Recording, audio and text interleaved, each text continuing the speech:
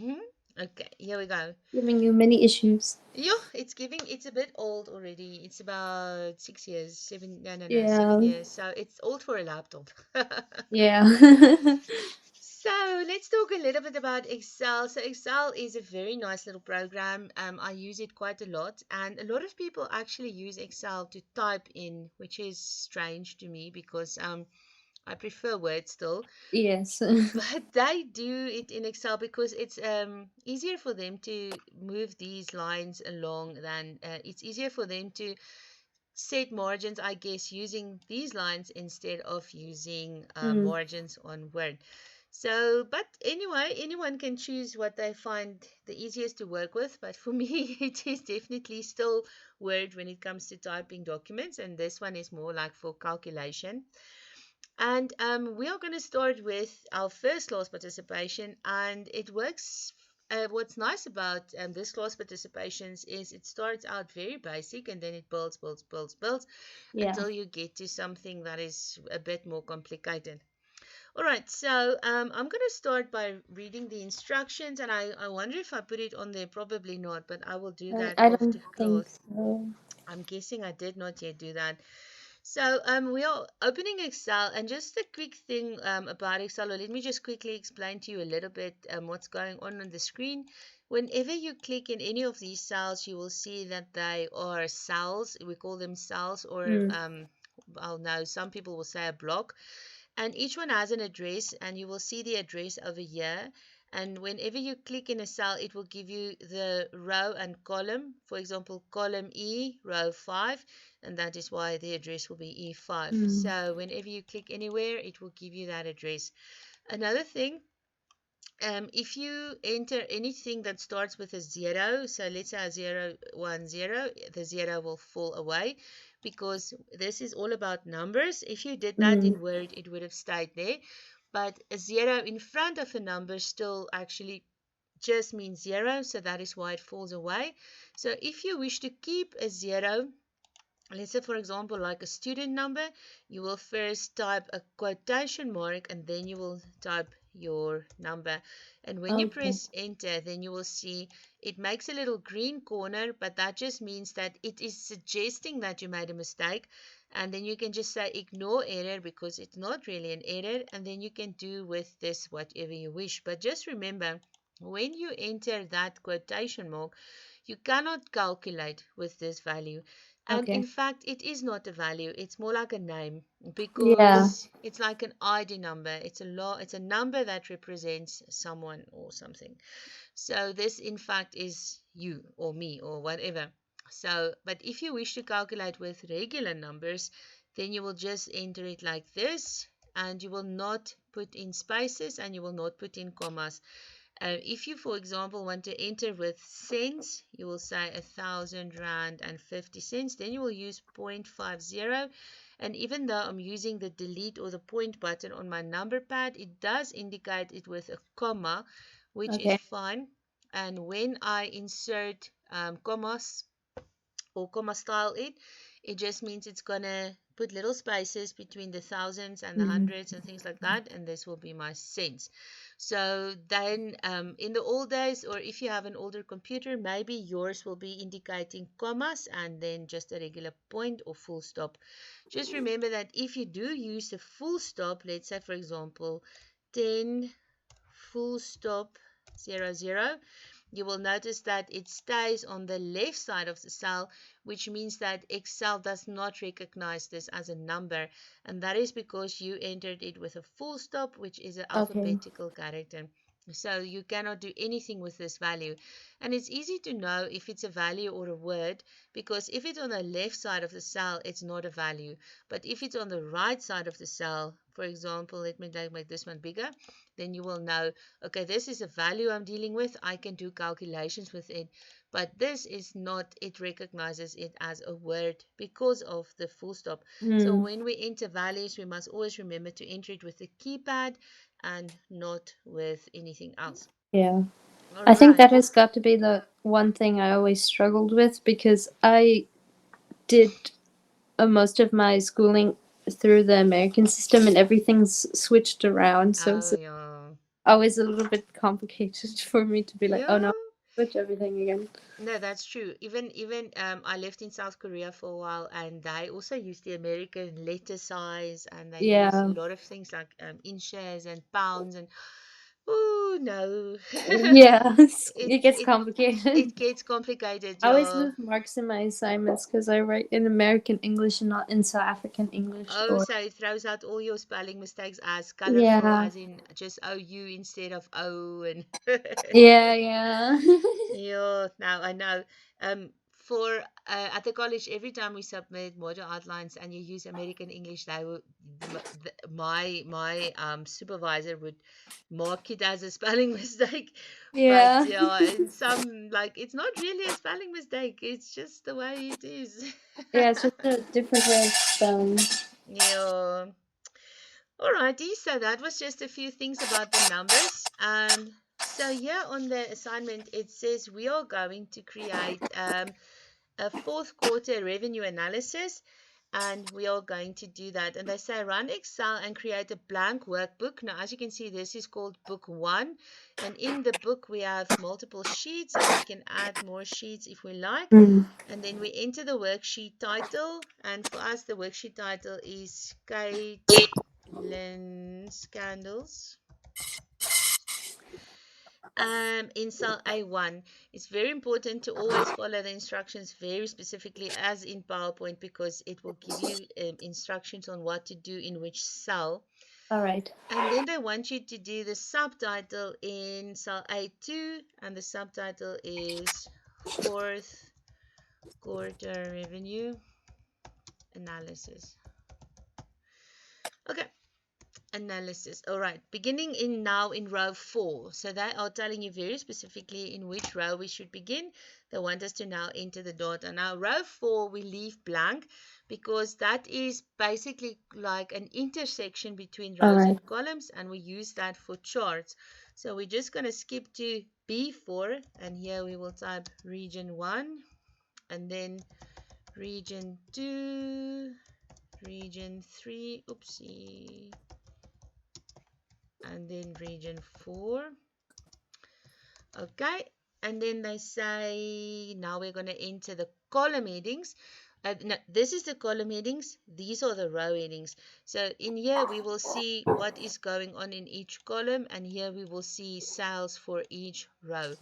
Okay, so these specific things are candle jars, candle holders, tea lights, candlesticks, and tapers. Okay, do not stress too much if it goes over the lines all because right. the instructions will eventually tell us what we should do with the sizing. But for now, it won't matter.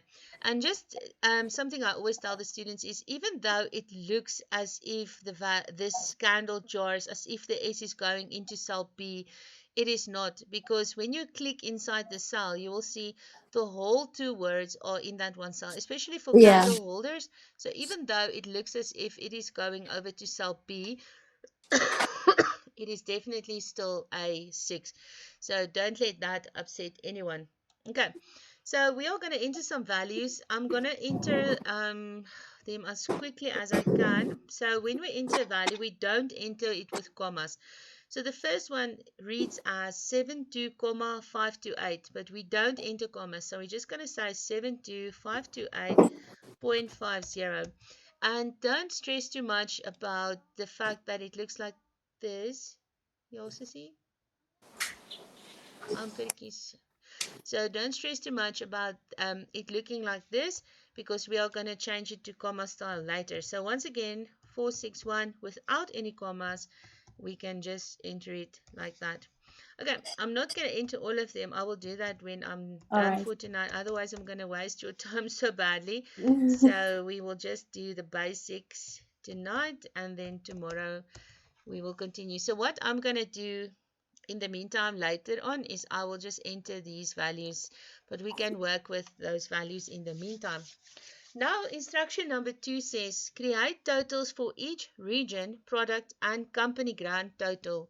So if you see here, if I say for each region, it means that we are going to need a total here for region 1, a total here for region 2, region 3, region 4, and then they also want totals for each product, which means over here we will have candle jars, candle holders, and so on and so on, and each of them will have a total.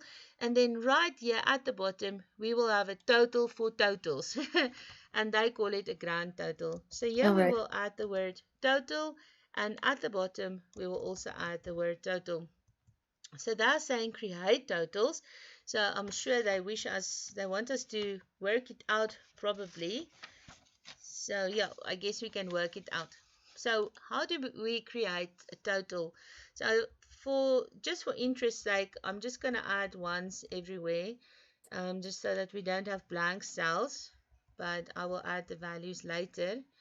So I'm just going to add ones everywhere, and then we are going to get to the totals. Okay, so first of all, okay, this one is centered. Okay, because of earlier. Okay, so now they want us to calculate the totals. Now, first of all, if we calculate each product's total, we will have to add up a product line like this and get the total here. Then we will also add these totals to get a total over here. So let's start over here by adding them first. Now, the function that we use to add these things together is obviously sum. So you will use an equal sign. Every time you want to create a formula, you will start with an equal sign, and then you will select your totals. You have to use the mouse. If you don't use the mouse, oh, I was supposed to say sum. If you don't use the mouse, it will, and you just enter the values, it will only use the values instead of the cell address. Okay, so the function that we are going to use is the sum function. So we're going to equal sign sum, and then when sum appears here in your list, you will just double click on sum, and now you will take your mouse and you will select the range. So the range is obviously from B5 to E5, and you will notice that it has a colon in the middle. The colon suggests or means up to. So we are going to calculate the totals from B5 up to E5. Now, when you press enter, you will see you will have a total for this product. Okay. Now, if you want to create a total for a column, you will basically just say equal sign sum. And now, instead of dragging it horizontally, you will now drag it vertically. And here you will see it gives you the same colon in the middle. And the colon indicates, if you read it, it will say add together, okay, from B5 to B9, and then press enter. Okay, now the lovely or the most wonderful thing about Excel is that if you calculated it once, you don't have to calculate it again. So since we already calculated this value, the formula will stay the same for each one of these rows. The only thing that will change is your value of your cell. So here we will have B6, here we will have B7, here we will have B8. Now, if you, instead of using the B's, if you in fact entered 72528, whatever, you will not be able to copy it down. But since you entered a value instead, since you entered a cell value instead of a number, you will be able to copy it down. So you are here, you put your mouse in the corner and you just drag it down like that, and now it will add everything together. And if you look and if you put your mouse in any of these formula blocks, you will see it copied the formula exactly, but every time it just used a new row. And the exact Mm. same thing will happen over here. So you did calculate this one, and now you can just calculate the rest by dragging it out to the side. And that is what's so nice about Excel, and that is why it doesn't take us a very long time to do this. So we are now creating totals, and we are going to format our worksheet a little bit now. And they say we should format the worksheet title with the title style. So we are selecting A1, and here we are going to click on cell styles, and we are clicking title. Over here we see the word title. Then they want us to center the title across columns A through F. So you are going to drag A through F, and they say we center it across. So we are calling it merge and center. Now they want us to format the subtitle to be 14 points. So we are going to change the font size to 14. Calibri light. So we are just going to scroll to see. You can also type it in. I should probably just type it in Calibri and then space L for light. Okay. And change the font color to blue gray text 2. So we are going to head on over to font color and we're going to go to blue gray text 2. They also want us to center this across columns A through F. So we just click on merge and center and it is done. Okay, now at step 5, it says use cell styles to format the range A4 to F4. So first of all, we select. So here we have A4 to F4, and it's just one row. And they want us to choose heading 2. So we're going to go to cell styles and choose heading 2. And then they want us to select the range B4 to F4. B4 F B4 to F4 with the 60% accent for cell style. So once again, you're going to go here to cell styles and they want us to choose 60%. Okay, I'm looking for 60, 20, 20, 40. Oh, here we go. Okay, 60% accent 4. Okay, it's this one over here. So we are selecting it. And then the range A10 to G10. A10 to G10. Why are they saying G10? I didn't have anything in G. Anyway, with the total cell style. Okay, so we're just going to select total. Center the column titles in row 4. Okay, so we are selecting row 4 and we are centering the column titles and apply the counting number format to the range B5 to F5. So we are selecting B5 to F5, hold in control and then select B10 to F10. And they want us to change the format to a counting number style. So we select here in the number section, we are just selecting accounting. And what that does, it inserts a round symbol and 2 decimal places. Okay. Apply the comma style. Okay, this is now interesting because comma style is more or less the same as accounting, but without the currency. So we now select cell B6 to F9 and we just click on the comma style, which will insert the decimal places. Adjust any column width to the widest text entry and it looks as if everything is fine except for column A. So we are just double clicking column A to adjust to the widest text entry.